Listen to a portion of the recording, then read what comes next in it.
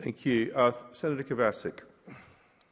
Thank you, Deputy Acting President, and I'd like to thank Senator Dean Smith for raising this matter of public importance, and it's something that the Coalition has been speaking about for such a long time, because this is what we're hearing every single day when we go out into the community and we talk to people. It's around how difficult and how challenging the current environment is. It is an absolute cost of living crisis, it is a housing crisis, and it is a rental crisis. At every point, people are suffering and struggling.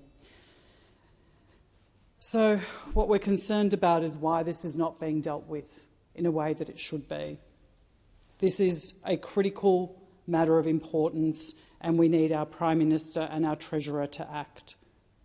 But it's not happening, and life is continuing to get harder and harder for all Australians, and that's been reflected in the pressure on Australian charities, where working families are struggling to make ends meet, where working families have to make decisions about whether they can afford to buy the food that they need, which bill they're going to pay this week, or what they're going to cut back on, or whether they can stretch something out for another couple of weeks. And basic stuff too, like maybe kids' haircuts. That can wait an extra month or two, or that can wait an extra few weeks, or taking normal everyday activities out of the family's life because they have to be able to afford their food, their electricity, their fuel, their rent or their mortgage.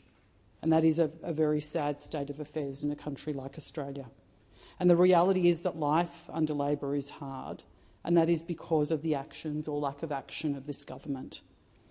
And this current situation stands in an absolutely stark contrast to what the Prime Minister promised before the last election, which was that everybody would be better off under this government, and it's very, very clearly not the case.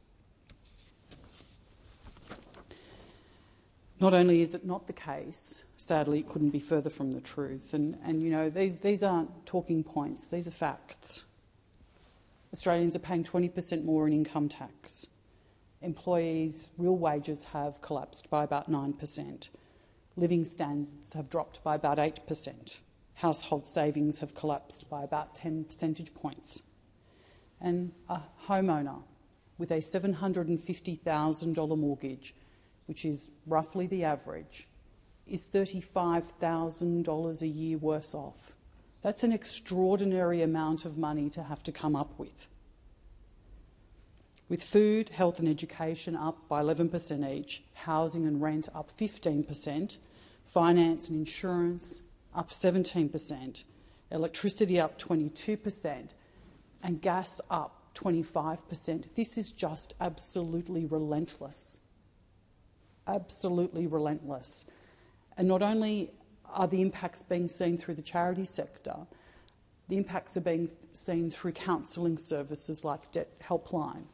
And I'd like to read you something from an article I wrote a couple of weeks ago. According to Helpline counsellor Mike Dunkley, the recent explosion in demand stems from the spiralling costs of housing. Over 60% of calls are made by young people aged between 18 and 39. So let's repeat that.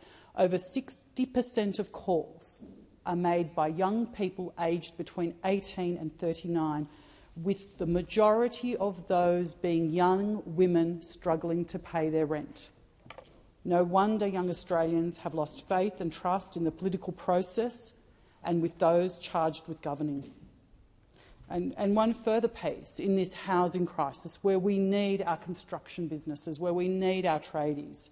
Under this government, small and family businesses are being crushed by the weight of our flailing economy. ASIC reported more than 7,700 foreclosures from July 2023 to March 2024, with construction companies leading the way with more than 2,000 of these business failures. Construction companies need to lead the way out of our housing crisis, not lead the way into bankruptcy. This is a really, really dire state of affairs. Yesterday in the other place, the Leader of the Opposition asked the Prime Minister why he promises one thing and then does the other.